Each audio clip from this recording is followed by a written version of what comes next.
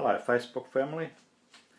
I've seen many of my Christian brothers and sisters leaving different posts about everything that's going on with the coronavirus, and some of it is quite encouraging and quite helpful, and other stuff left there is more on the flaky box. Not very helpful. So I don't know whether what I'm going to share with you guys is helpful or just adding to the confusion. But anyway, I'll put my 2 cents worth in. This relates to a vision I had about 16 years ago, and how it came about. We used to have this morning prayer session in our local church for about a year and a half, and my job was to go and unlock the church in the morning, about 6 o'clock in the morning. I never did become a morning person, but some of the other people that I was praying with were always morning people. Yeah. So anyway, one day when we were in prayer, it was just everything was normal, and I just felt like suddenly I just sucked up out of my body, and I was above my country, which is New Zealand, looking down on New Zealand, and I could see it quite clearly. I could see the Southern Alps and the South Island and everything, and then I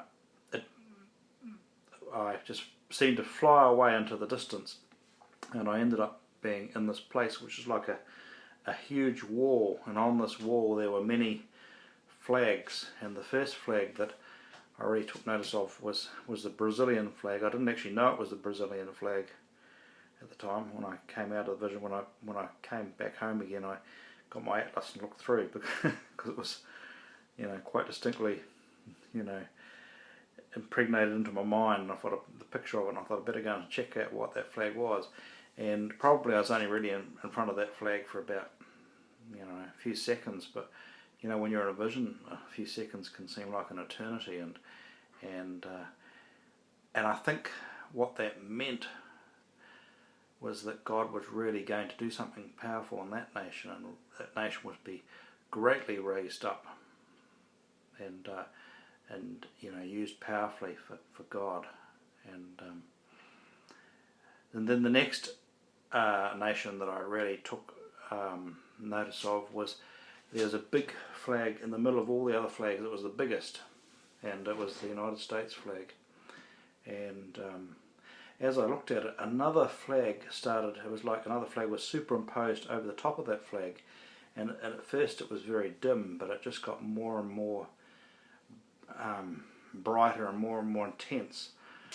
And what the flag was a blood red flag with a white lion on it.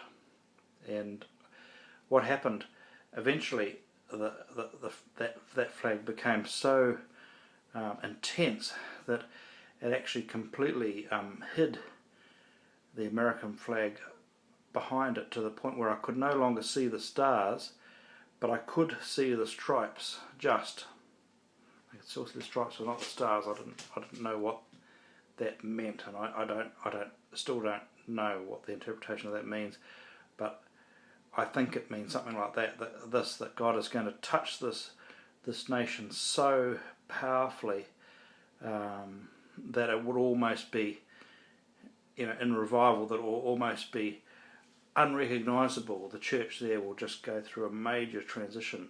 You can still see it's the States from the stripes, but it looks completely different. It's completely God's,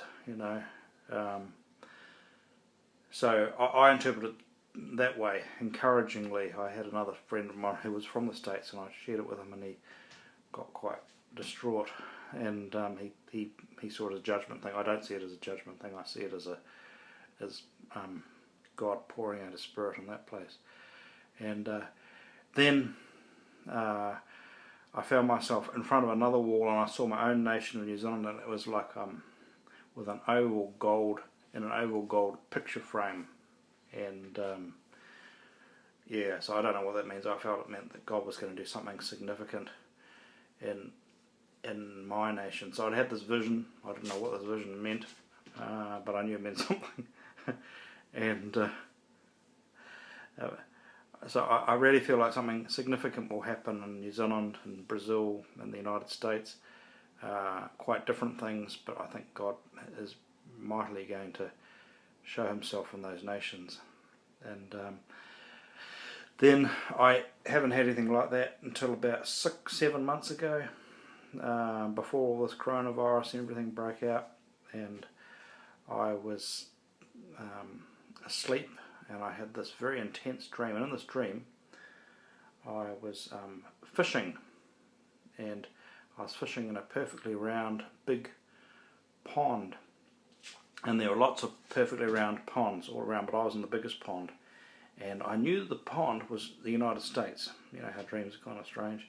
And I was catching fish, and I felt that meant that this is the pond that I primarily feed out of, because I usually listen to a lot of Christian teaching from the States, and it's good teaching, and that's what I've just been doing since I've been a Christian. And then suddenly, it's like the plug was pulled out, and just all the water just went whoop, and when that happened, I heard like just these screams of anguish, like something terrible was happening there, and I didn't know.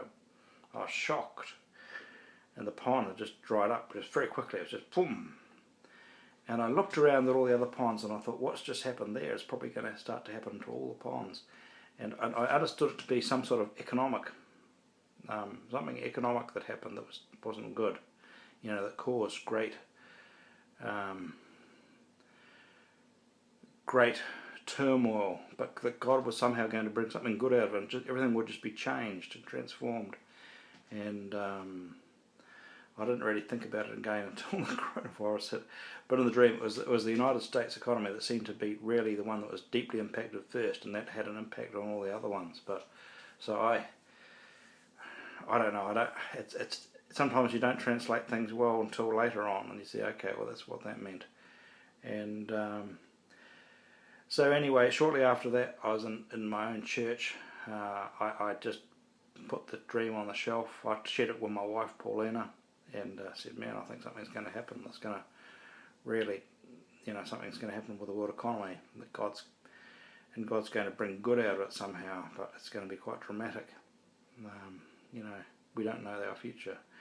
And so anyway, as I said, shortly after that, I was in church, and our church is in Surfdale on Waiheke Island. It was called Surfdale from a naming competition. It has no surf there. It's got like waves that might be a few centimetres high at the highest. It's inappropriately named.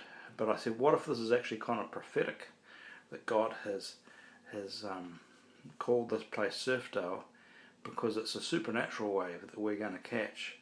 And I said, I kind of see us like people that look like surfers, but we've never ever caught a wave. And I think we're going to catch a wave, and we're unprepared, and and that God's going to transform us into real surfers, And so then I started telling them all about a story of like when I was a young man in my 20s. I had a crush on this girl, and she was crazy about surfers. So I was not a surfer, but I did everything that I could to make myself look like a surfer. I dyed my hair blonde. I started wearing surfing clothes, started wearing surfing music, everything. I really started going to the gym, trying to pump myself up, look like a surfer.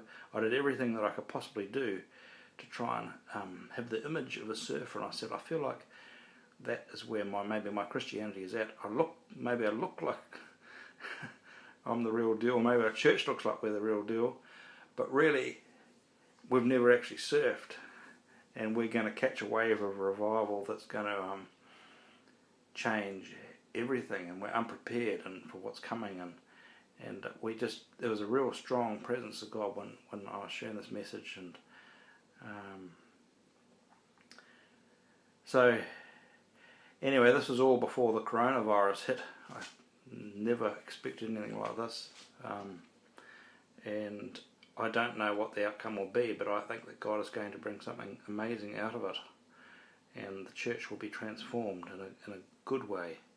I don't say that we're not going to, there won't be any suffering, because there probably will be some, but God will turn our hearts truly back to Him and bring great revival out of this.